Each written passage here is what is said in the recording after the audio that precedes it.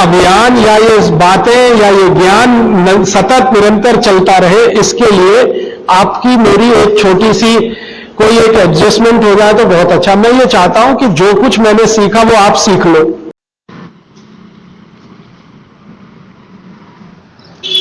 मैं देव यूपी के मुजफ्फरनगर जिले से हूं। कुछ दिन पहले पड़ोस में एक ताऊ जी को ब्रेन हैमरेज हुआ और मुझे उसका पता चला। उसके लड़के ताऊ जी को सभी डॉक्टरों के पास ले जाकर जवाब पा चुके थे कि इनकी घर पर ही सेवा कर ली जाए,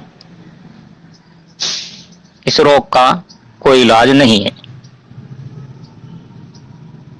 इनके दिमाग की नसें फट चुकी है।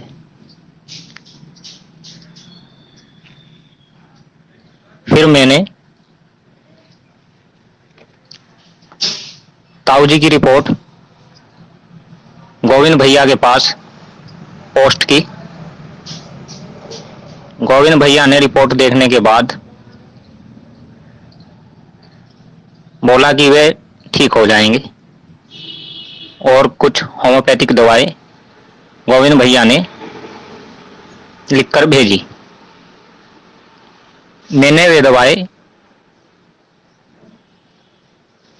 उनको लिखकर दे दी कि भैया आप ये दवाएं होम्योपैथिक की लेके आओ और ये देनी स्टार्ट करो।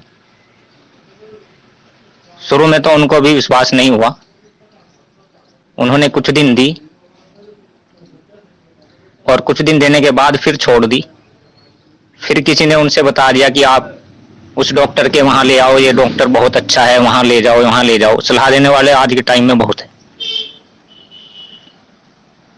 तो बीच में उन्होंने ट्रीटमेंट छोड़ने के बाद किसी ने उनको कहीं भी बताया, वे ताऊ जी को वहां लेके गए, लेकिन हर एक डॉक्टर का जवाब यही मिला कि ताऊ जी की सेवा कर ली जाए, इनका कोई इलाज नहीं है, ये अब 10-15 दिन के मेहमान हैं।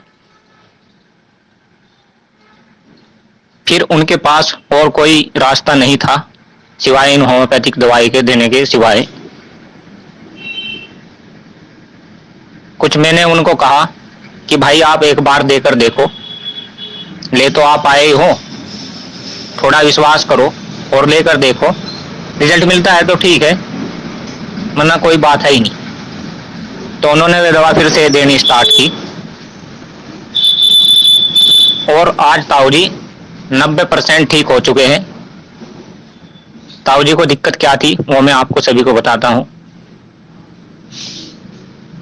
ताऊ जी की आवाज नहीं आती थी, आवाज नहीं उठती थी, भूख प्यास सब बंद हो चुकी थी और बेचैनी तो इतनी थी कि 1 मिनट में 2 बार उठते थे, 2 बार बैठते थे।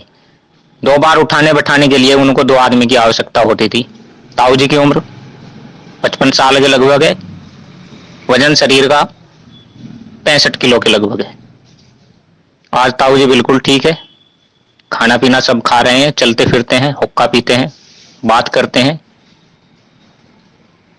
ये केवल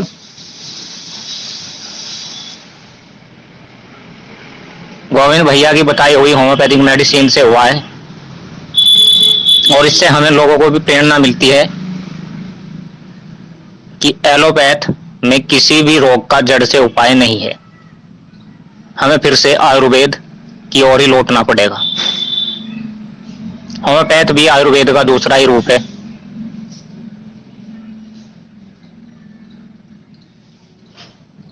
मैंने कभी राजीव भाई को तो नहीं देखा, ना कभी उनसे बात हुई, लेकिन उनके रूप में गोविंद भैया को देखता हूं और गोविंद भैया से मेरी बात भी होती है फोन पर।